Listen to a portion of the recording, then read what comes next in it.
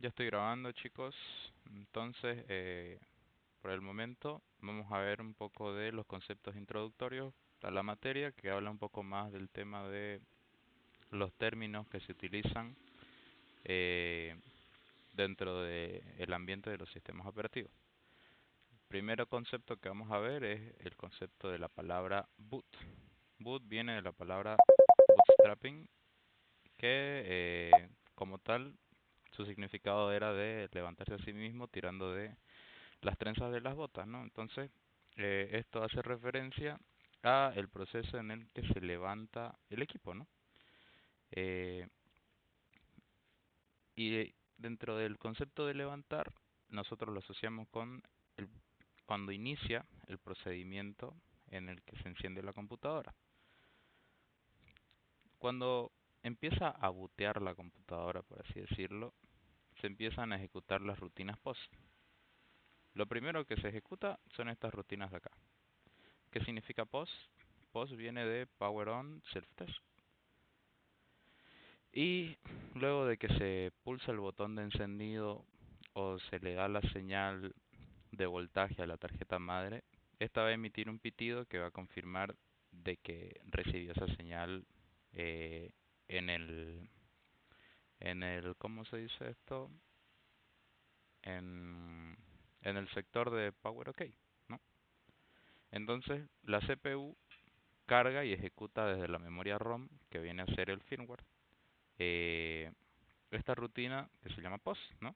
La cual forma parte de, como les había dicho, el firmware, que está en la memoria ROM. Entonces aquí pueden ver un poquito el diagrama, que es que cuando se le da la señal de Power OK a la tarjeta, esta emite un pitido que le indica al usuario de que se envió esa señal correctamente. Esto enciende la CPU carga dentro de la memoria, dentro de esta memoria ROM, el POST. Espérenme un ratito, me están llamando.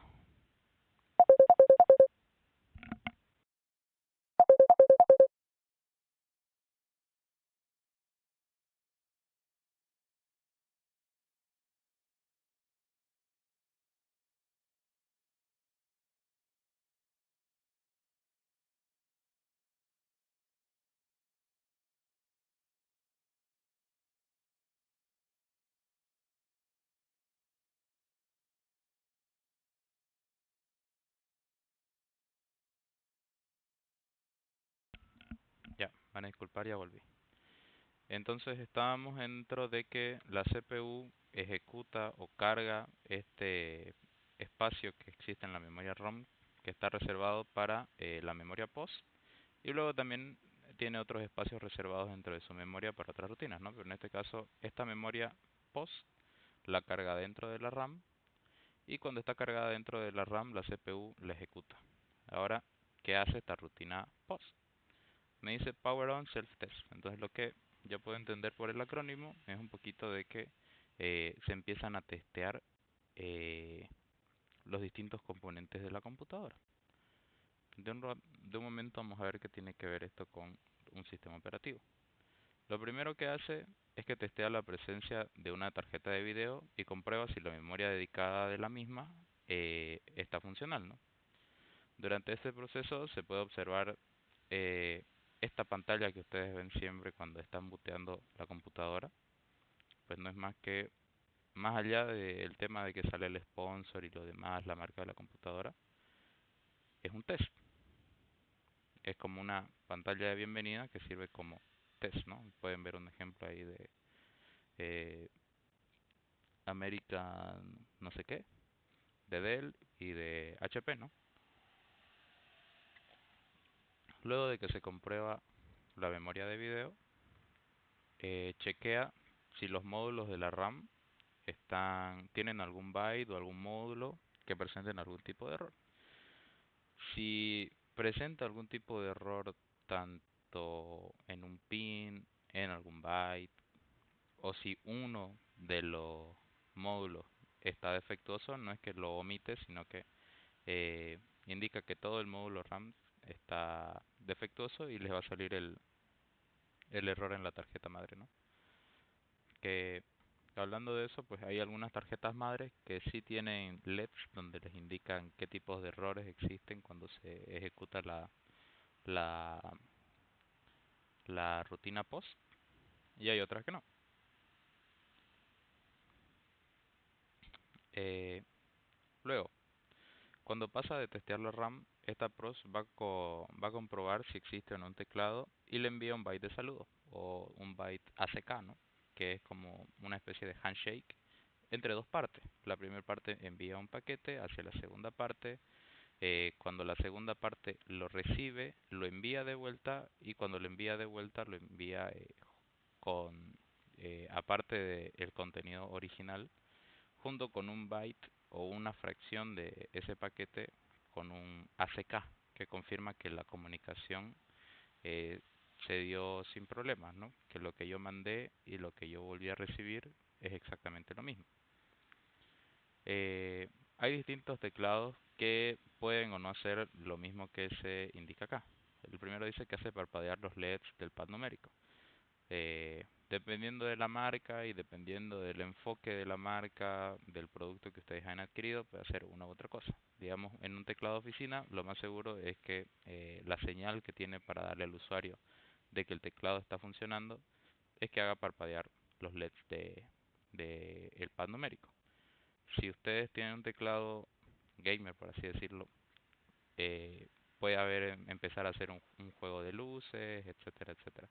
Pero todas esas indicaciones, más allá de que se vean vistosas, son para eh, son maneras que se da la computadora de confirmarles a ustedes que sus distintos componentes están operando.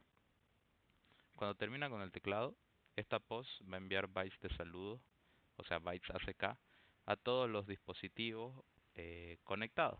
Pueden ser mouse, impresoras, escáneres, audífonos, etcétera, etcétera. Eh, y todos estos periféricos, por así decirlo, le indican al usuario que está listo y conectado con algún tipo de acción. Por ejemplo, mi mouse, cuando se enciende, tiene un pequeño LED que parpadea. Hay otros mouse que el sensor o bueno, el LED de abajo, que es un LED rojo, se enciende y se apaga. Luego, dentro de mis audífonos, el receptor empieza a emitir también un parpadeo. La tableta gráfica también tiene un pequeño LED que parpadea cuando está iniciando. Y así hay muchísimos más ejemplos, ¿no? Pero la idea es que el periférico de alguna manera a ustedes les haga entender que está funcionando. Y eso parte desde las rutinas POS. Aunque obviamente no todos los periféricos son indispensables de que tengan este tipo de propiedades, ¿no? Puede ser que eh, esta rutina POS también solamente se enfoque en los componentes que son vitales para el funcionamiento del sistema o son periféricos eh, importantes, por así decirlo. El primero de ellos es el teclado. Segundo, el mouse. Puede ser hasta una impresora, pero nos quedamos con esos dos primeros, ¿no? Y aquí nos da un ejemplo que es parecido al que yo les di, ¿no? La impresora parpadea sus LEDs o emite un pitido o hace el movimiento del carro, eso que escuchan de que empieza a sonar la ruedita de la impresora. Los discos duros parpadean sus LEDs. También si ustedes tienen laptops, van a ver que uno de esos LEDs es uno que nunca se apaga y si lo revisan tiene como un icono que representa almacenamiento. Cuando eso hace un pitido, significa que está funcionando. Cuando está encendido, significa que también está funcionando. Y cuando está apagado, significa que por lo general o su disco murió o la computadora entera está apagada, ¿no? Y el mouse se enciende y apaga el láser de su parte inferior, etcétera. ¿Y qué pasa cuando la rutina post termina? Eh, Antes de terminar, cuando termina el chequeo de todos los periféricos y componentes del sistema, esta POS va a instalar en la dirección 0 de la RAM el vector de interrupciones. Este vector de interrupciones es un vector cuyas casillas son punteros a rutinas de interrupción. Este vector va a ser indispensable para la manipulación de los dispositivos del hardware. Esta área de la RAM que ocupa el vector más tarde se formará parte del monitor del sistema operativo. A manera de que nosotros veamos qué es este vector, una forma fácil de verlo es esto de acá. Si ustedes van a su monitor de recursos con Windows X, le va a salir este submenú de acá y vamos al administrador de tareas. Ustedes van a ver que si vamos a esta parte de acá donde están los distintos componentes, justamente aquí nos aparece el CPU, nos aparece el disco, nos aparecen los dos controladores de red, si es que tienen un controlador Wi-Fi o no Ethernet. Les va a aparecer todas las memorias gráficas que ustedes tengan o tarjetas gráficas que ustedes tengan. Y en la parte de la memoria, si ven acá que me dice que tengo un módulo con una capacidad de 16 gigabytes, dice uso de memoria o memoria usable, solamente tengo 15,6. ¿Por qué pasa esto?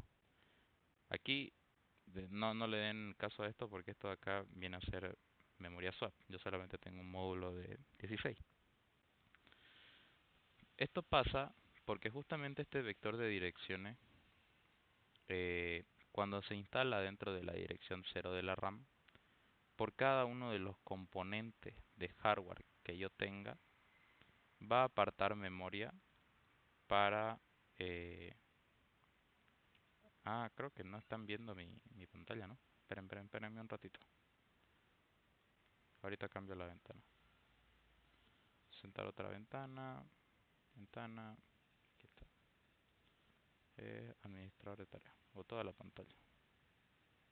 Compartir. Ya.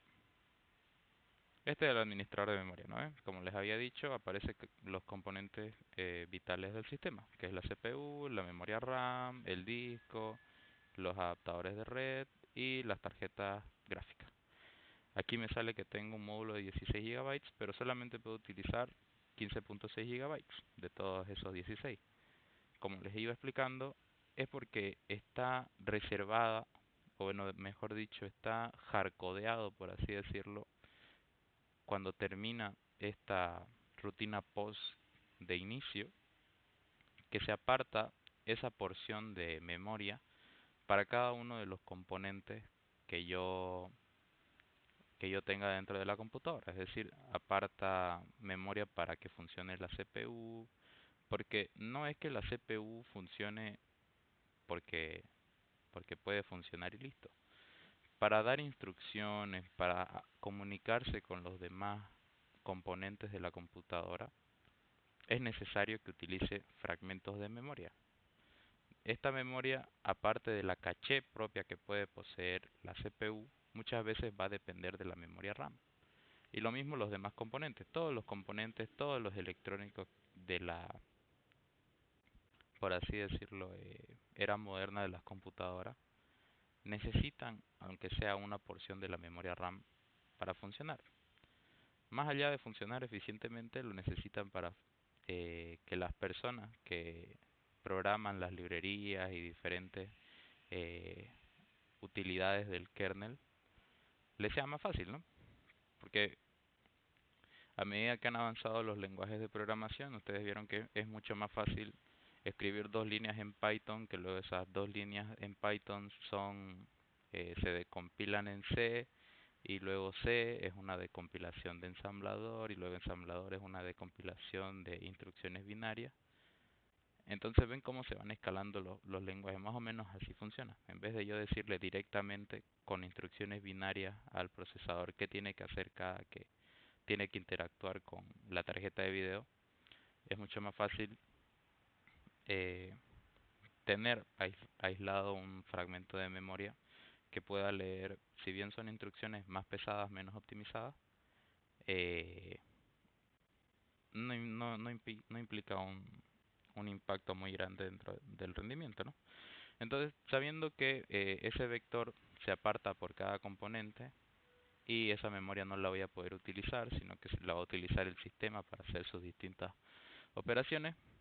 Pasamos a qué es lo siguiente que hace esta memoria POS. Lo siguiente que hace esta memoria POS es esto de acá.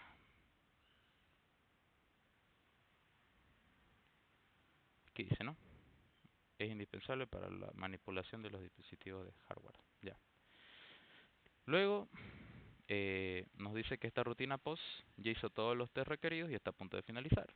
Y me dice que si finaliza, ¿quién se hace cargo de la computadora, no? Porque para que la computadora haga algo, eh, tienen que verla como una máquina a la que se le indican procesos y cuando esos procesos terminan, pasa la batuta a otro proceso. Pero para pasarle la batuta a otro proceso, no basta solamente con que ese proceso o esas instrucciones terminen, sino que esas instrucciones, al nivel bajo en el que estamos viéndolo todavía, tienen que, tienen que dar la orden de qué proceso es el que va a iniciar después. En este caso lo que hace la POS es que antes de finalizar inicia una subtarea llamada IPL, de Initial Program Loader o programa inicial de carga. ¿Qué es lo que hace este Initial Program Loader? Cuando ustedes tienen un disco y ese sector 0 está denominado como booteable, entonces lo que ustedes tienen es un disco booteable. Entonces ese Initial Program Loader busca dentro de ese sector 0 un programita que se llama bootloader. Y a él, a ese programita bootloader, es al quien le va a dar el control de la computadora. Y ese bootloader es el encargado de hacer que cargue o arranque su sistema operativo. Y aquí nos deja una aclaración y nos dice que el sector 0 de un disco se puede llamar también boot sector. Esto puede ser una pregunta que puede entrar. Es decir, en vez de decir sector 0, se los cambia por boot sector, algo por ahí, ¿no? Si en el sector 0 del disco la POS no encuentra ese bootloader, se emite este mensaje de acá, ¿no?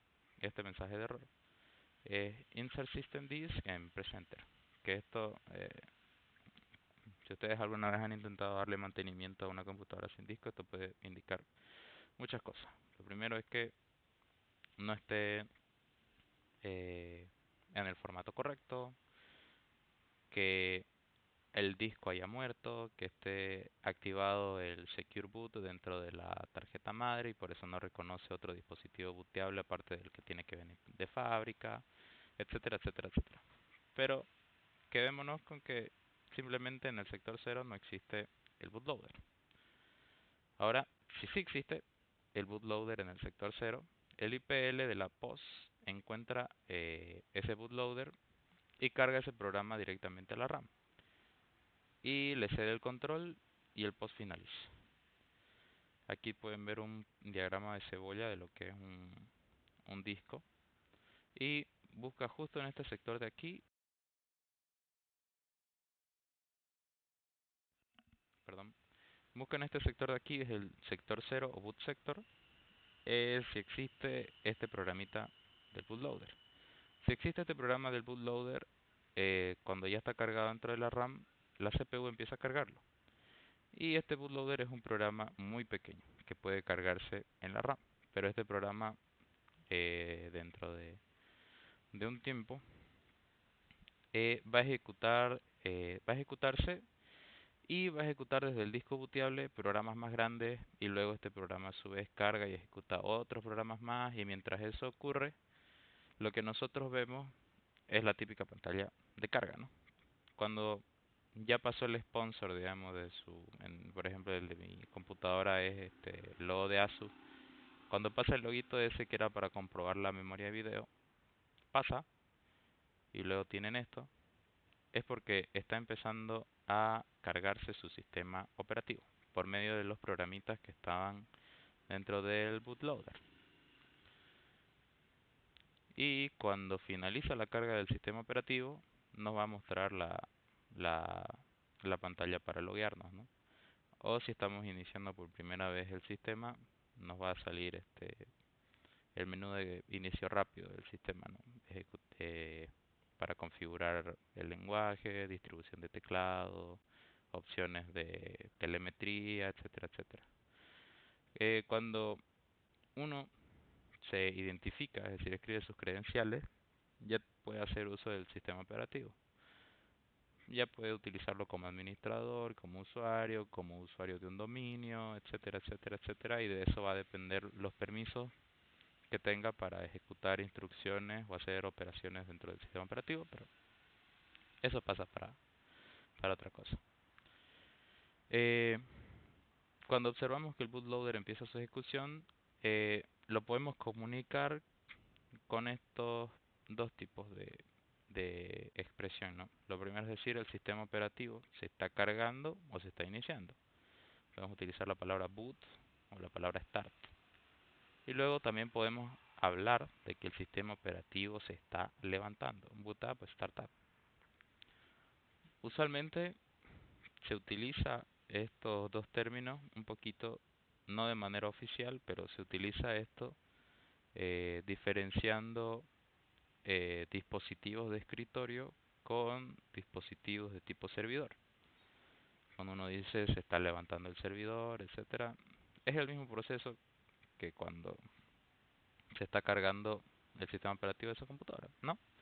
Siguen el mismo proceso porque si alguno de ustedes ha instalado Ubuntu y ha instalado Ubuntu Server o ha instalado Debian con Gnome o ha instalado Debian puro, se van a dar cuenta que las distribuciones que están enfocadas en servidores, ese término de enfocarse en servidores es más, voy a quitar toda la capa de personalización y de UI y voy a dejar únicamente la terminal de manera de que no reste rendimiento o que todos los recursos que están destinados para ofrecer un servicio, levantar un servicio, eh, se aprovechen dentro de eh, ofrecer ese servicio, ¿no?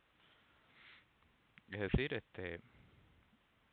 Ubuntu Server es Ubuntu, pero sin, sin la capa de UI que usualmente, bueno, no usualmente, desde hace tiempo es Gnome, ¿no? Entonces solo verían ustedes la terminal de Ubuntu. Igual, hay servidores que tienen su capa de, de UI, como pueden ser estos los servidores que están enfocados a hacer una especie de sistema NAT en su casa, es decir, tener como una nube en casa que tienen sistemas para que ustedes administren sus discos, ver el estado del servicio, etcétera, desde su teléfono con una UI, ¿no? Eso, más allá de quitar o no, yo creo que para el público que está destinado, pues funciona, ¿no? Quieren practicidad, más allá de rendimiento. Y aquí dice, ¿por qué se utiliza la palabra levantando en la última frase? Y volvemos a ver el tema del bootloader, ¿no? Se dice que el bootloader es un programa muy pequeño y por este motivo apenas corre. Es decir, su tiempo de ejecución es muy pequeño. Carga desde el disco otro programa más grande del sistema operativo. Este programa a su vez carga otros y así sucesivamente, hasta que el kernel del sistema operativo esté cargado en la RAM y veamos la pantalla del login del sistema. Por eso se afirma que un sistema operativo se carga o se levanta a sí mismo. Es decir, el sistema operativo empieza desde el boot y se termina como dando vida a sí mismo a través de las instrucciones correctas, ¿no? Entonces, aquí terminaríamos la parte del boot y ya nos vamos a algo importante, que es la definición de qué es un sistema operativo. Como tal, un sistema operativo no tiene una sola o no tiene una definición exacta, porque es algo inventado por el hombre y es algo también intangible, ¿no? El tema del sistema operativo. Pero la definición que vamos a utilizar durante la materia es que un sistema operativo es un conjunto de programas de un sistema informático que administra los recursos del hardware. Ahorita vamos a ver qué son los recursos y de qué manera los administra. Eh, Dependiendo del idioma, sistema operativo se puede abreviar de esta forma, pero la convención normal es abreviarlo como OS, de Operating System. Y otras abreviaturas que seguramente ya deberían conocer es hardware, software y firmware, ¿no? Y dice, ¿para quiénes o qué cosas el sistema operativo administra? Administra los procesos. ¿Y cuáles son los recursos del hardware? Y sería bastante largo enumerar todos los recursos porque hay infinitos recursos, infinitos periféricos, distintos componentes electrónicos dentro de la tarjeta. Dependiendo de la tarjeta, pueden tener o no tarjeta Wi-Fi, pueden o no tener una tarjeta de red dedicada, pueden o no tener tarjeta gráfica, pueden o no tener puertos Thunderbolt, pueden o no tener infinidad de cosas. Pero lo esencial es obviamente la CPU o la CPU que pueda tener la computadora, la memoria RAM, la memoria secundaria, que se refiere a los almacenamientos, ¿no? Los dispositivos I/O de entrada o salida, que son los periféricos, y los dispositivos de red, ¿no? O la red. Aquí vemos un pequeño esquema de qué hace el sistema operativo. El sistema operativo tiene procesos, maneja procesos, administra procesos y se los asigna a los distintos recursos. Por ejemplo, aquí tenemos un juego que es el Warcraft. Este juego da la petición al sistema operativo de utilizar la tarjeta de video. Entonces el sistema operativo le da acceso a la tarjeta de video y ya el tema de cómo la utiliza, etcétera, etcétera, está dentro del código del juego y dentro de las librerías que manejan las tarjetas de video. Luego, al sistema operativo, un proceso que es el Word le da le da dos instrucciones. La primera instrucción es guardar. Cuando le da la instrucción de guardar, el sistema operativo le da acceso al disco duro y va a guardar el documento de Word en la ruta que haya escogido del propio proceso, ¿no? Previo a haberle preguntado al usuario. Y luego le da la orden de imprimir. Estos procesos se pueden hacer relativamente en simultáneo. No es que sucedan en simultáneo, pero el tiempo de espera va a ser mínimo, ya que no están queriendo acceder ambos a un mismo recurso. Es decir, termina de enviar o desviar esta petición y luego puede inmediatamente empezar a enviar esta otra petición a la impresora y se van a ejecutar básicamente eh, al mismo tiempo, ya que no creo que, dependiendo de la velocidad de su disco, puede tardar más o menos en guardar y no creo que la impresora imprima más rápido de lo que se guarda en el disco, ¿no? Entonces el sistema operativo le da acceso a la impresora y este documento se imprime. Pero en la cola de procesos que estaban esperando a que el sistema operativo les dé acceso al recurso de la impresora, está también este Excel de acá. Entonces, ¿qué hace el sistema operativo? Lo pone en una cola de prioridades y cuando termina este proceso, que es el de imprimir el Word, la impresora le da la señal de que ya está lista, está libre. Y cuando pase eso, va a imprimir lo siguiente que tiene en la cola, que es el Excel. Y dice, en realidad eh, se preguntan qué es un proceso. Y dice que en esta presentación no se podría dar la definición exacta de proceso, dado que el temario abordado aquí es demasiado superficial. Sin embargo, nos vamos a conformar con una definición informal. Un proceso a grandes rasgos es un programa en ejecución. A un programa usualmente se le llama aplicación porque es más conocido por su abreviatura app, del inglés application. Entonces simplemente un proceso es una app corriente. Al igual que una imagen o un audio, una app es únicamente un archivo que está almacenado dentro de la memoria secundaria y estos archivos que son apps se les llaman archivos ejecutables. En Windows son los .exe y en el kernel de Linux no tienen como tal no tienen que tener una extensión, digamos, para ejecutarse, sino que por el mismo contenido del archivo ustedes pueden ejecutarlo. Y dice, dado que Linux no maneja formalmente el concepto de extensión, las apps en este sistema operativo se pueden almacenar sin archivos de extensión, como les había dicho. Y nos da el problema 1. En Windows se hizo una búsqueda de archivos ejecutables .exe y se obtuvieron muchos. Estos archivos son procesos y sí, todos estos archivos son procesos. Bueno, no. Los exe encontrados son solamente archivos. Para que sea un proceso, tienen que estar corriendo o tienen que tener una utilidad para correr. Hay archivos .exe que únicamente están como una utilidad para otro archivo más grande. Y para que este se convierta en proceso, se lo debe de correr con alguna de estas órdenes. Al hacer doble clic sobre él, al situar el mouse. Es decir, esto de aquí no es un proceso hasta que se lo esté utilizando. Mientras ustedes los vean aquí, únicamente son archivos. Ahora hay archivos .exe que ustedes nunca van a poder correrlos de manera autónoma, ¿no? Por lo mismo que les había dicho. Muchos de estos archivos que ustedes están viendo acá, por ejemplo este CypherExe, ChoiceExe, CheckNTFS, CheckDis, CheckUser, CheckPort, CheckLogon, son utilidades de un archivo más grande. Es decir, por ejemplo, todos estos que están aquí deben ser utilidades de un programa que, o incluso del mismo sistema operativo que solamente se dan uso cuando se les da el comando de, oye, quiero chequear tal cosa, y empiezan a ejecutarse. Pero si seguramente ustedes lo ejecutan por su cuenta, al no tener todas las librerías y todas las dependencias que seguramente estén compiladas dentro del mismo programa, eh, no les va a dar nada, ¿no? Entonces, viendo la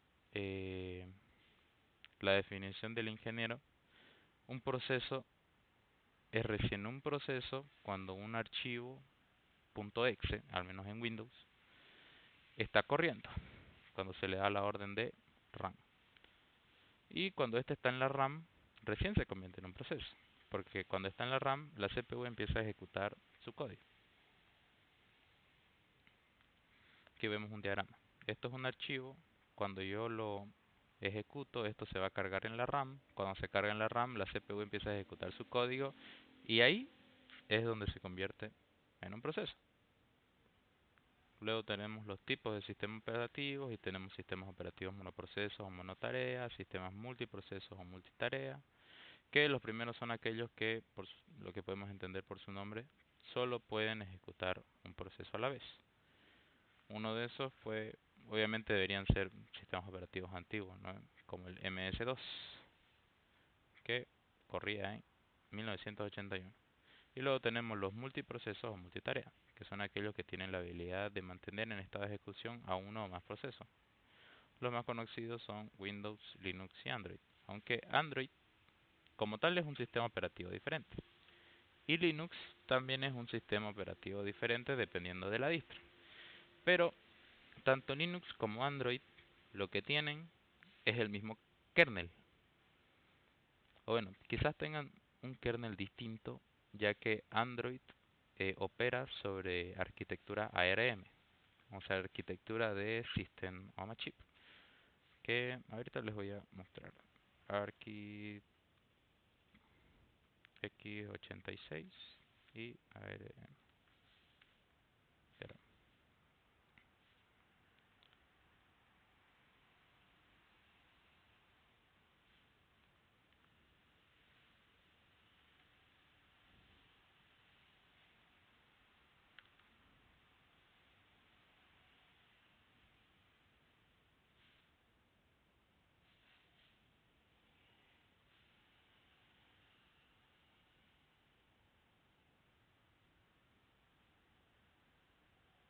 Ya, ahorita les comparto este pequeño diagramita.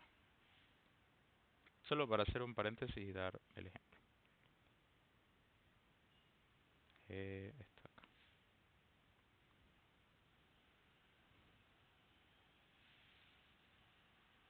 Muchos que sean entusiastas de la computación, todo eso ya seguramente sabrán cuál es la diferencia. Pero el CPU puede tener eh, distintos tipos de arquitectura. Al menos en la era moderna, la competencia está entre x86 y ARM. x86 se usa sobre todo en dispositivos de escritorio, pero ya se utiliza ARM en dispositivos de escritorio. Su procesamiento es complejo, tiene alto consumo de energía, su nombre se originó por el procesador 886 de Intel, nacen de la arquitectura CIS, o sea Complex Instruction Set Computers, y es utilizado por Intel y AMD. ¿Qué es ARM? ARM se utiliza en dispositivos móviles, eso ya es mentira porque ya hay computadoras con tecnología ARM, operan con menos energía. Ahorita vamos a ver por qué. Y ARM significa Acorn Risk Machine, que es para la compañía que lo vende, que significaba Advanced Risk Machines. Y está basado en RISC, Reduced Instruction Set Computer, y lo utilizan dispositivos móviles. Medio que al pedo el diagrama porque no me muestra cuál es la verdadera diferencia, pero a grandes rasgos x86 es una arquitectura en donde los componentes clave de la tarjeta madre se comunican por líneas PCI. Estas líneas PCI conectan la memoria RAM, el disco y la tarjeta y memoria de video con el procesador. Y así funciona la computadora. Ahora en ARM fusionan todos esos componentes en un solo chip. No es que hacen un megaprocesador así full locazo y ese tipo de cosas, sino que utilizan una arquitectura que después se ha utilizado en AMD, que es el System on a Chip. Un System on a Chip es básicamente eh, un chip obviamente más grande que un procesador normal, al menos para computadoras, en dispositivos móviles va a ser más pequeño, que es dentro de un solo bloque de silicio, funden tanto el procesador, en otra partecita le buscan espacio para la tarjeta de video y memoria de video, en otra partecita ponen el almacenamiento y en otra partecita ponen la memoria RAM.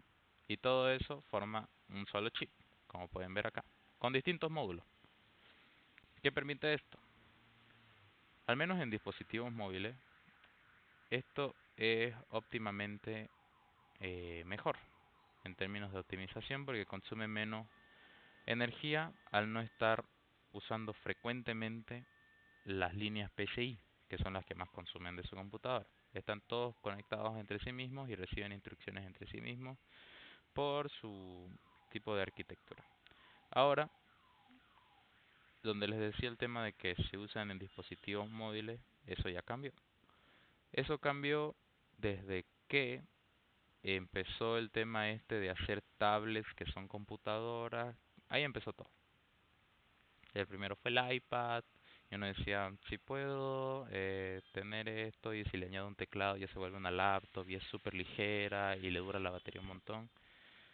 Entonces Apple de ahí empezó a querer apostar por migrar su sistema a una arquitectura ARM. Entonces desde la generación M1 de las Mac se utilizan este tipo de... Perdón. Se utilizan este tipo de procesadores. Por eso es que la batería de las Mac dura 3 días. eh, Funcionan igual conectadas que sin conectar, etcétera, etcétera. Pero estas ventajas no son solo todo ventajas. Mm, En Windows, cuando alguien les dice no se puede aumentar la memoria RAM, es porque esa memoria RAM viene soldada en la placa. Entonces no se puede porque es muy difícil, pero sí se puede, si ustedes saben hacer revaling y lo demás. Ahora dentro de la arquitectura ARM es casi imposible, porque no es que la memoria esté soldada dentro de la placa, la memoria está soldada en el procesador. Entonces ustedes tendrían que desarmar todo el procesador si es que quieren cambiar ese pequeño modulito de memoria y aumentarlo. Ese es uno de los grandes de los grandes peros, ¿no? Pero, al parecer, eh, ha encontrado su nicho también dentro de las computadoras de Windows. Ahora Asus, Samsung y Huawei están lanzando también computadoras Windows que tienen este tipo de arquitectura. El problema es que en Mac uno puede jugar, puede hacer todo lo que hacía con las anteriores Mac. En Windows el problema es que al cambiar de arquitectura a ARM X86 no es solamente por si acaso físicamente el cambio, sino que a nivel de instrucciones también es distinta la forma en la que se va a comunicar el sistema con el hardware. Entonces hay limitaciones con qué programas puedo instalar, qué juegos puedo jugar, es decir, no es de la noche a la mañana el cambio. De que se puede optimizar, sí, claro, pero así, ¿no? En Apple, su proveedor de, pro- de procesadores, hacen sus procesadores en ellos mismos, creo que en Silicon Valley, no estoy seguro. Y los procesadores ARM para Windows son los de siempre, son MediaTek, eh, con Snapdragon, etcétera, etcétera. Y utilizan GPUs Helios, creo, no me acuerdo. Pero ese vendría a ser el paréntesis que quería hacer. Ahora continuemos con lo que estábamos viendo.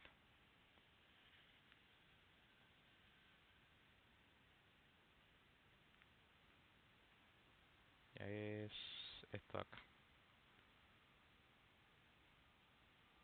Ya. Para entender mejor, supongamos que una persona desea utilizar la computadora para escribir un documento y escuchar música. Para ello escoge las distintas apps que es Word y el Windows Media Player, ¿no? Si la computadora tiene un sistema operativo multiproceso, va a poder correr ambas apps simultáneamente, ¿no? Y si tiene un monoproceso, solo puede cargar una app a la vez, etcétera, etcétera. Y aquí están las situaciones, ¿no? Si es multiproceso, ambas se cargan en la RAM y utilizan el CPU de manera simultánea. Si es monoproceso, ejecuta esto, cuando lo cierro tiene que vaciar la RAM y recién puedo empezar a abrir el otro proceso. Ahora me dice el problema 2. En un banco hay un solo cajero que atiende a todos los clientes. Si hacemos la analogía, cajero es la CPU y los clientes son las apps, este sistema de atención es mono o multiproceso. Entonces, este sistema de acá vendría a ser monoproceso, porque el cajero solo puede atender a un cliente a la vez. Y yo creo que lo mejorcito aquí es ver esta nota acá. Dice, aunque el sistema sea monoproceso, la cola muestra el orden de atención de las apps por parte de la CPU. Así, observando este gráfico de la diapositiva anterior, podemos deducir que luego de que la calculadora finalice, la aplicación Photoshop va a correr, luego el Photoshop va a terminar su ejecución y se va a ejecutar el Dota, y así sucesivamente hasta completar todas las aplicaciones de la cola. Y esta forma de trabajo se llama procesamiento por lotes o batch. Esta palabra les va a servir hartísimo, eh, más que nada en el mundo profesional, no tanto para la materia, pero téngansela eh, guardada. Y justo aquí vamos a empezar a ver. En los sistemas operativos es posible realizar procesamiento por lotes o batch, simplemente creando un archivo de texto en la que se anoten los nombres de los ejecutables que queremos correr. Por ejemplo, para crear un archivo de procesamiento por lotes, abrimos el bloc de notas, escribimos los nombres de los ejecutables y guardan ese archivo de texto con la extensión .bat o .cmd. Un archivo .bat o .cmd es un archivo que se escribe en lenguaje de shell script y y podemos crearlo pues con contenido más complejo, ¿no? Luego, cuando ejecutamos este archivo, eh, van a eh, ejecutarse estos ejecutables de acá. Entonces corre cuando finaliza este abre el otro y cuando finaliza este abre el otro, ya que no le estamos dando la orden de que se ejecuten en simultáneo, sino en cola, ¿no? Y aquí empieza la implementación del multiproceso, porque el procesamiento por lotes aquí no dice es monoproceso. Para que sea multiproceso, tienen que utilizar esta tecniquita del time sharing. Esta técnica va a consistir en asignar reiteradamente a la CPU a cada uno de los procesos. Y a cada uno de esos procesos se les va a dar un intervalo de tiempo que se llama quantum o time slice, que se podría... eh, esto de aquí vendría a ser como... eh, su traducción literal es que porción de tiempo. Una porcioncita de tiempo, ¿no? Entonces, supongamos que tenemos tres procesos cargados en la RAM, P1, P2, P3, y la CPU atiende un quantum de tiempo a P1, luego un Q a P2 y luego un Q a P3. Luego un Q a P1, luego un Q a P2 y así. Entonces la CPU va a cambiar de un proceso a otro tan rápidamente que el usuario humano imagina que los tres procesos corren simultáneamente. Un ejemplo que les había dado hace ratito era el de la impresora y el Word, ¿no? Digamos que les dije que parecería que se está ejecutando al mismo tiempo, porque digamos si yo tengo un disco duro lento, cuando yo le doy la orden de guardar, va a empezar a trabarse y a hacer a girar y a girar y a girar la ruedita y uno espera que termine, ¿no? Pero si le di la orden de imprimir, igual eh, va a mandar la orden a la impresora y va a empezar a imprimir. Entonces, mientras se está cargando esa ruedita de Windows que sale siempre, estoy escuchando yo que la impresora está como haciendo cosas, ¿no? Está imprimiendo. Entonces pareciera que se están ejecutando al mismo tiempo, pero en realidad se dio la orden en un tiempo y la segunda orden en otro tiempo. Entonces, algo parecido pasa acá. Como le damos un margen de tiempo muy corto entre uno y otro proceso, o no termina un proceso y ya estoy empezando otro, da la, la sensación de que están corriendo en simultáneo. Y a este proceso de la CPU se le llama cambio de contexto o context switch. Y aquí tenemos un pequeño esquema de cómo es esto. La CPU atiende a un proceso eh, a la vez. El primero es el P1. Y aquí una pequeña aclaración que en esta animación se ha tomado que un quantum mide 2 segundos. Naturalmente este quantum dista... Ah, es que esto está animado. No lo van a ver si no se lo expongo. Espérenme un ratito. Vamos a ver la diapositiva. Estamos en la página 31, ¿no?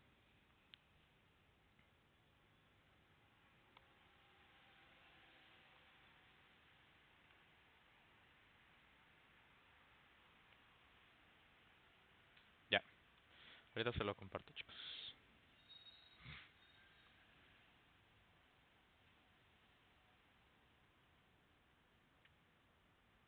Aquí...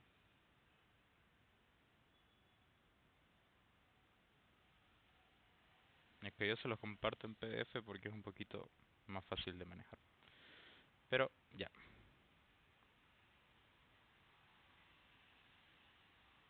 aquí pueden ver cómo está animado. La CPU tiene a P1, es decir, tiene un cambio de contexto, se le acaba, se lo pasa a P2, se acaba el quantum Q y se lo pasa a P3, ¿no? Pero naturalmente el quantum dista mucho de la realidad. Por ejemplo, en Windows un quantum dura 1 milisegundo. Vamos a ver ejercicios de ese tipo de, de este tipo de cosas que van a entrar a su primer parcial, en donde vamos a determinar cuánto dura el quantum, cuánto duró cada proceso, etcétera, etcétera, etcétera. Que dentro de reglas generales lo que vamos a ver es álgebra, ¿no? Ahora tenemos sistemas operativos monousuario y multiusuario, que por el nombre ya se pueden dar una idea de qué son, así que vamos a medio que omitirlos, ¿no? Pueden verlos si quieren estudiar la teoría, pero un poquito repasar sobre lo mismo, ¿no? Entonces, un pequeño resumen, existen sistemas operativos monoprocesos y multiprocesos, y dentro de los monoprocesos solo pueden existir sistemas monousuarios, y dentro de los multiprocesos pueden haber monousuario o multiusuario, ¿no? ¿Por qué solo existen monousuarios con monoproceso? Ya ustedes se lo imaginarán, pero es porque si solo puedo ejecutar un proceso a la vez, no podría ejecutar el proceso de un usuario más el de otro usuario al mismo tiempo, ya que por extensión la definición de un sistema eh, multiusuario es que pueda haber uno o más usuarios haciendo uso de la computadora al mismo tiempo. Ahora hablamos de la arquitectura de un sistema operativo. Las siguientes dos diagramas, que es este diagrama de cebolla, nos muestran que los sistemas operativos se dividen en dos grandes capas, el kernel y los administradores. Eh, Aquí está el kernel, aplicaciones, shell, administradores. En este otro tenemos kernel, administradores, toda esta vendría a ser la parte del sistema operativo y esta parte vendría a ser lo que se utiliza por ese medio. El kernel, ya llegamos a qué es el kernel. Es esa parte del sistema operativo que va a interactuar directamente con los componentes del hardware. Como se sabe, el hardware solamente entiende instrucciones representadas por números binarios y es por este motivo que el kernel, su gran mayoría, está escrito en ensamblador, ¿no? Este pequeño ejemplo, el kernel le dice al video que cambie la resolución de la pantalla de esta resolución y también el mouse le comunica al kernel que el usuario lo ha movido. Ahora, aquí vamos a hacer una pequeña aclaración de qué es el kernel, cómo se usa el kernel y ejemplos del kernel. Como les había dicho hace rato, Android y Linux, cualquier distribución de Linux, corren sobre el mismo kernel, que es el kernel de Unix. Y Windows tiene su propio kernel, al igual que Mac tiene su propio kernel. Pero, ¿qué es el bendito kernel? El kernel, más allá de ser instrucciones eh, para utilizar el hardware, vienen a ser un conjunto, o sea, ya en la vida real, un conjunto de librerías que les dice al hardware cómo comunicarse con lo que está haciendo el usuario. Por ejemplo, en Linux y Android tienen el mismo kernel porque ambos hacen uso del sistema de la misma forma. Lo que cambia en cada distribución, como este kernel es de uso libre, es la capa de personalización, las librerías que van a correr sobre este kernel, etcétera, etcétera. En cambio, el kernel de Windows y el de Mac son kernels propietarios. Es decir, que tienen, no sé si ustedes habían visto esto de cuando ustedes, no creo que sea el caso, pero digamos que ustedes están craqueando un programa.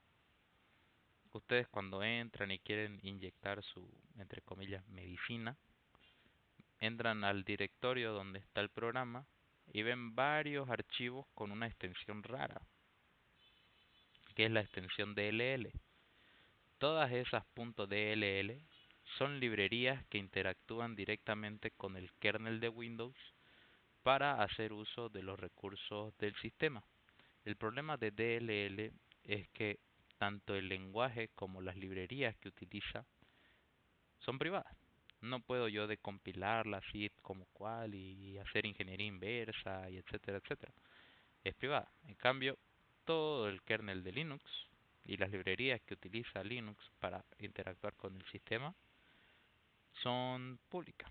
Entonces, por el apoyo de la comunidad, etcétera, etcétera, llegamos a la situación en la que estamos ahora, en la que Linux está mucho mejor optimizado que Windows, es mucho mejor que Windows y que la limitación ahorita es que durante 30 años o poquito más, no diría que hasta 40 años, todo el sector comercial, tanto empresarial y público de juegos, público casual, utiliza Windows porque todos los programas están para Windows, ¿no? Pero hay un pequeño proyecto que se llama Wine que se está encargando de traducir en tiempo real, digamos, las instrucciones de Windows para que se puedan comunicar con el kernel de Linux.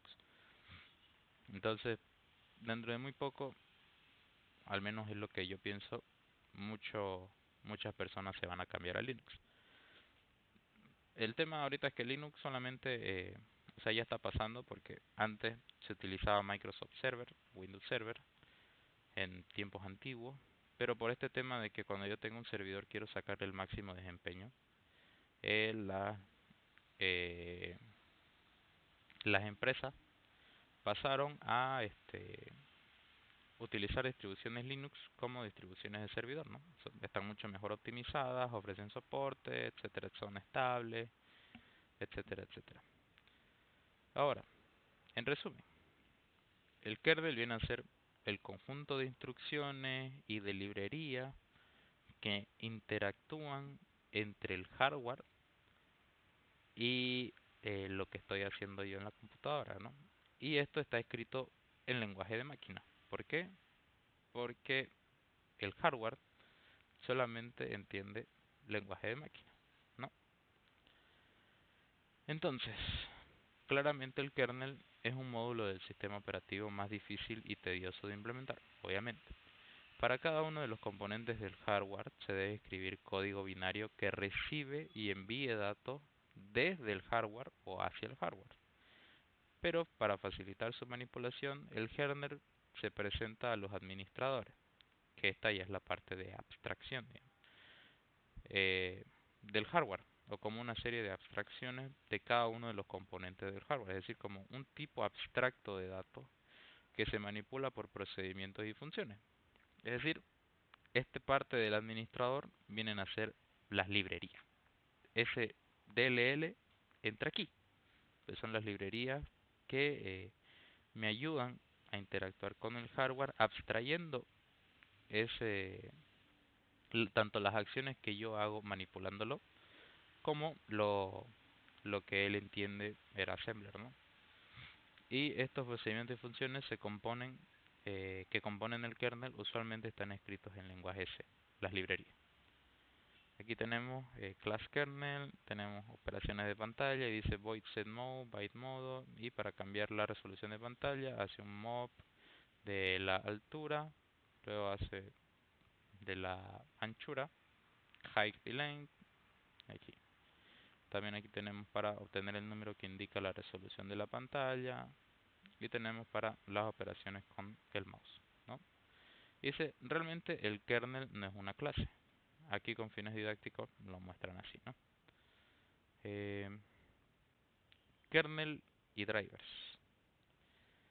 Vamos a suponer que una IBM PC nació con un dispositivo I/O llamado ACME, que tiene dos LEDs, uno rojo y uno verde, y un sintetizador que produce un pitido. Este dispositivo se conecta o se enchufa en el puerto 255 y acepta las siguientes instrucciones de 2 bits.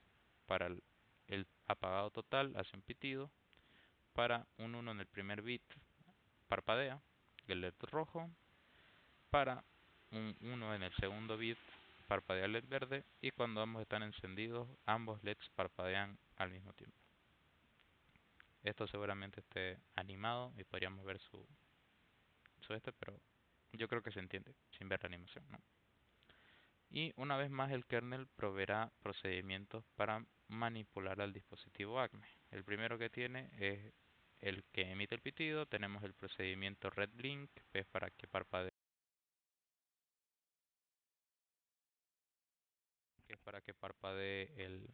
el LED verde, el, este que es lo mismo pero en verde, y esto que es lo mismo pero ambos. Entonces, de pronto un fabricante va a construir un dispositivo que es el ACME 2, que es un dispositivo mejorado, más nuevo, trae instrucciones codificadas a 3 bits. Estas son, eh, puede hacer un pitido, puede parpadear el LED rojo, puede parpadear el LED verde, puede parpadear ambos LEDs. Entonces, para que nuestro sistema operativo trabaje con este nuevo dispositivo, tienen que modificar el kernel de nuestro sistema operativo. Así que cada vez que se construya un nuevo dispositivo, van a tener que modificar el kernel. Pero esto se soluciona con los drivers. Porque seguro cuando empezamos a hablar de kernel y yo les hablé de... el kernel es el que se encarga de que se comuniquen los componentes del sistema con el sistema operativo y tal, y te dijeron, pero eso es lo que hace un driver. Pero en realidad la función del driver o un device driver es un programa informático que permite al kernel interaccionar con un periférico haciendo una abstracción del hardware. Es decir, esto forma parte ya no del kernel sino de los administradores y proporciona una interfaz estandarizada para utilizar los dispositivos. Por ejemplo, todos los teclados del mundo deberían tener una, un driver similar, ¿no? Relativamente estandarizado. Al menos todos los teclados de oficina, sí, digamos. Ahora los teclados estos que vienen con pantalla LED, con la ruedita para cambiar el volumen, que tienen macros, todo ese tipo de cosas, obviamente tienen que venir con sus propios drivers para utilizar toda su funcionalidad, digamos.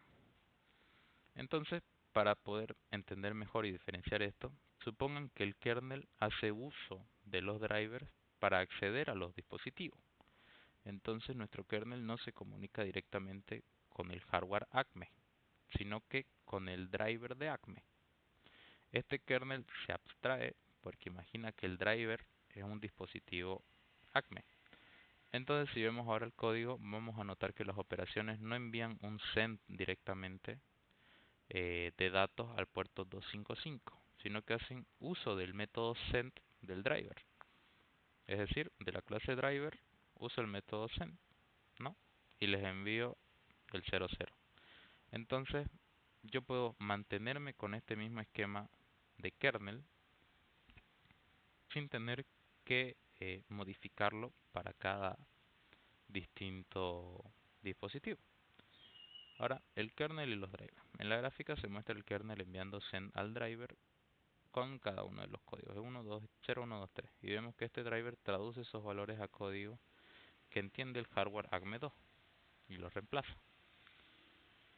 En definitiva, si un fabricante decide crear una versión diferente de un dispositivo, este fabricante deberá crear un driver para este nuevo dispositivo. Así el kernel enviará datos al driver como si fuese el dispositivo de la primera versión o de la versión estandarizada, y el driver va a convertir esos valores eh, dentro de los que pueda entender esta nueva versión del dispositivo, ¿no? Ahora los administradores. Los administradores son un módulo que se encarga de gestionar un tipo de recurso del hardware.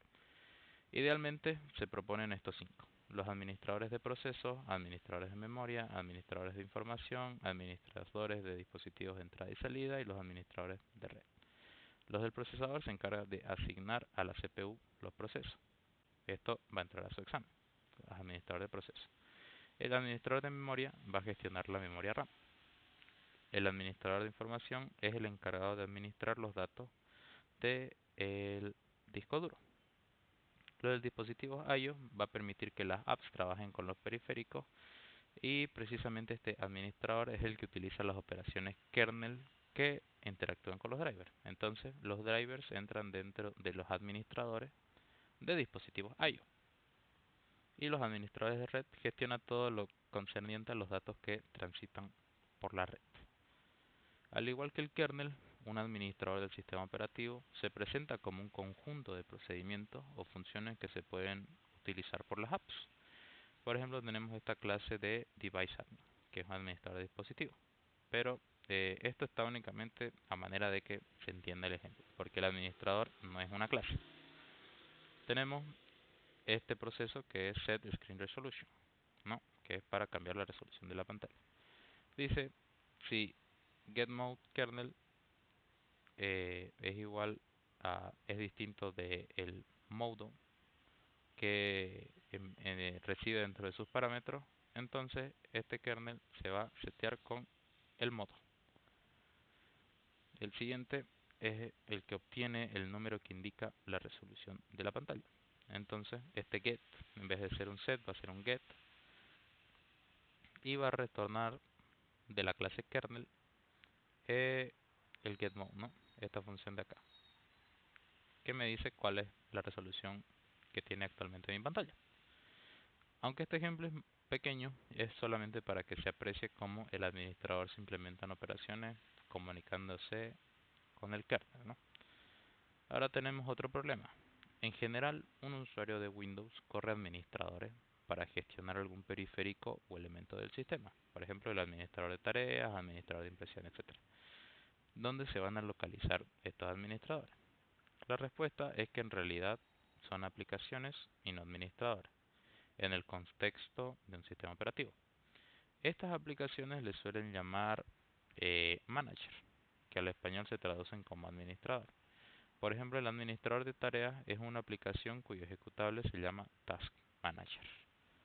Es decir, todos estos administradores de aquí son aplicaciones que para el término de sistemas operativos no entran dentro de estos 5 ejemplos que yo les había dado, sino que son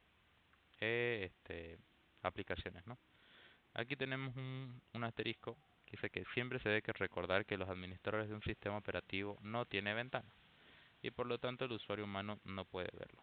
Sin embargo, excepcionalmente, un administrador mostrará un mensaje cuando ocurra un error grave en el sistema. A esto se le denomina panic. El mensaje de error más temido de Windows emitido por un administrador de dispositivos es la pantalla azul que ahora ya no es una pantalla azul, ¿no? Dependiendo de si están con las últimas versiones a partir de la 21H4 o 21H3, ya no es una pantalla azul, sino que es una pantalla negra. Ahora, el shell.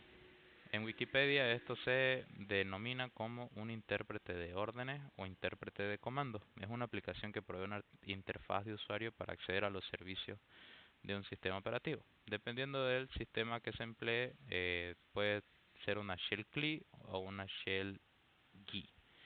¿Cuál es la diferencia? Que CLI es de Command Line Interface, solamente tiene texto, y GUI viene de Graphic User Interface, o sea que tiene un grafiquito. Entonces, el CLI de MS2 vendría a ser el CMD que todos ustedes conocen. Ahora un shell GUI eh, es la interfaz gráfica que todos nosotros tenemos. Y aquí está la diferencia, digamos. O sea, todos utilizamos el shell, pero este puede ser CLI o puede ser GUI. Toda esta parte de GUI de User Interface o UI es la que se le quita a los servidores que quieren explotar al máximo su, sus componentes, ¿no? Y aquí podemos ver el de Linux, el de Windows y el de Android. Pero a los de Android por alguna razón se les llama Launcher. Implementación monolítica. Dice que un kernel monolítico es una arquitectura de sistema operativo donde éste en su totalidad trabaja con el espacio del núcleo. Difiere de otras arquitecturas en las que se define una interfaz virtual o capa de alto nivel sobre el hardware del ordenador. Y vemos el asterisco de que la palabra monolítico, según la RAE, quiere decir que está hecho de una sola piedra. Entonces en informática, un software monolítico es un software implementado en un solo módulo. Ahora, un kernel monolítico es un conjunto primitivo de llamadas al sistema o syscalls que está implementa todos los servicios propios del sistema operativo, como todos los administradores de memoria, etcétera. Ahora, dentro de esa implementación monolítica, que obviamente fue la primera en ser usada y aún se sigue utilizando en Unix, Linux, Windows 9X, Android, eh, es muy común llamarle kernel a todo el sistema operativo, ¿ya? Así que la visión básica de un sistema operativo se reduce a este pequeño diagrama de acá, que es la misma que es comúnmente mostrada en las aplicaciones de introducción a la informática. Y nos dice que los sistemas operativos monolíticos son eficientes y rápidos en su ejecución y gestión, pero carecen de flexibilidad para soportar cambios. Entonces, eh, lo que nos dice es que en su mayoría seguimos utilizando kernel monolítico, pero esto no está del todo mal, ya que en el tema en donde todo esto debería variar y debería ser modular en el sentido de cambiar y lo demás, recae dentro de los administradores y dentro de los drivers. Entonces, en sí, eso es fácilmente solventable. Entonces, ¿cómo funciona este? Las aplicaciones acceden al kernel para utilizar el hardware. Y el hardware le responde al sistema operativo con para darle órdenes a las aplicaciones también. es decir, eh, ambos pueden recibir órdenes o dar órdenes mediante el kernel. El kernel actúa como su mediador, por así decirlo. Ahora, la implementación monolítica, viéndola más detalladamente, esta parte de acá es la que está escrita en C, pero envía instrucciones en ensamblador, ¿no? Esta pequeña partecita de todo sería el núcleo de un monolítico, ya que se escribe en lenguaje de máquina, donde el hardware, donde el sistema operativo corre, ¿no? Ahora esto, cada uno tiene distintas APIs, que vienen a ser las librerías, que se escriben ya en lenguaje C, que son los administradores de procesos, de memoria, los drivers, todo esto demás se puede escribir en C a manera de simplificar eh, la vida de los programadores, ¿no? De los sistemas operativos. ¿Por qué? Porque se puede escribir en C porque todo esto de acá solo tiene comunicación con las aplicaciones. Lo que tiene comunicación con el hardware es esta parte de acá, el núcleo. Esta parte de acá es la que tiene que eh, hablar lenguaje de máquina. Todo esto demás no. Y ahí terminamos. Ahora, haciendo un resumen de lo que vimos, el boot es el proceso que inicia el sistema operativo. El shutdown, les aconsejo que si ustedes van a estudiar, vean este glosario de acá y lo tengan como una chanchullita. El shutdown es un proceso inverso al boot. El sistema operativo guarda datos en el disco. En sí, el shutdown viene a ser un proceso tal cual el boot, pero a la inversa. Guarda todos los datos que no se han guardado, comprueba también que todo esté funcionando bien y lentamente lo último que hace el shutdown es darle la orden de dejar de recibir alimentación a el procesador. Reboot, restart o reiniciar es hacer un shutdown más un boot. Kill se refiere a terminar directamente un proceso y funciona dentro de los administradores de tareas. Ahora el foreground process es un proceso que corre en primer plano, es decir, es un proceso que tiene ventanas y permite la interacción con el usuario humano. Esto de acá, eh, les había dicho que para que un proceso corra, yo le tengo que dar doble clic, pero muchas veces hay procesos que corren y yo no he hecho nada. Es decir, que son estos que tienen dependencias de otras aplicaciones, que son aplicaciones dentro de aplicaciones y que únicamente se inician cuando yo doy una orden dentro de la aplicación maestra, digamos. Entonces, estas aplicaciones maestras son las que ustedes pueden ver en las ventanas, que pueden llamar o no a procesos más pequeños, pero que de todas maneras son procesos y no archivos en el momento en la que se les hace la llamada para que se ejecute. Em, Luego tenemos el background process, que son estos procesos de los que les estoy hablando. Y luego tenemos el término daemon o demonio, que se extienden por Disk and Execution Monitor, que esto como tal es un background process que corre continuamente y nunca finaliza por sus propios medios y verifica la ocurrencia de un evento o condición. Si estuviéramos viendo enfoques más hacia Linux, podríamos ahondar un poco más en qué es un daemon, porque hay muchísimos más. Bueno, hay daemons en Windows, pero no son del todo necesarios. En cambio en Linux uno convive, existe y tiene que interactuar todo el tiempo con estos daemons.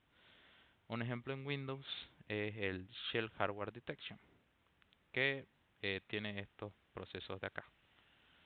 Es un servicio que está corriendo todo el tiempo y verifica si se conecta o no un nuevo dispositivo. Cuando esto ocurre, muestra un globo con mensaje nuevo hardware detectado. Algún daemon en Linux, por ejemplo, yo puedo instalar daemons para dar servicios de servidor. Por ejemplo, puedo instalar servicios de HCP, servicios de enrutamiento SPF, servicios de etcétera, etcétera, etcétera. Y estos procesos van a estar corriendo todo el tiempo a la espera de ser activados. Y se les dice, entre comillas, demonios, porque como tal están consumiendo todo el tiempo recursos, ¿no? Pero no hay otra manera de que funcionen sino estando todo el tiempo alerta. Entonces, El diamond este que estamos viendo acá es el que se escucha ahorita. Si se escuchó eso, es porque ese diamond se activó. Y si ahorita vuelvo a enchufar esto, debería volver a sonar.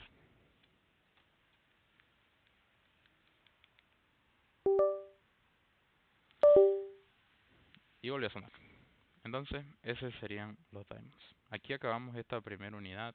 Yo avancé mucho menos con el grupo SC, pero a partir del día sábado, que vamos a tener clase, vamos a ver los ejercicios que salen de esta primera unidad, que son el tema de los quantums. Vamos a ver ejercicios de planificadores, ejercicios de administración de memoria y por si acaso rutas, que no creo que entren las rutas con grafos, pero de todas formas vamos a verlo de cara a que ustedes empiecen su primer parcial, ¿no? Aquí voy a detener la grabación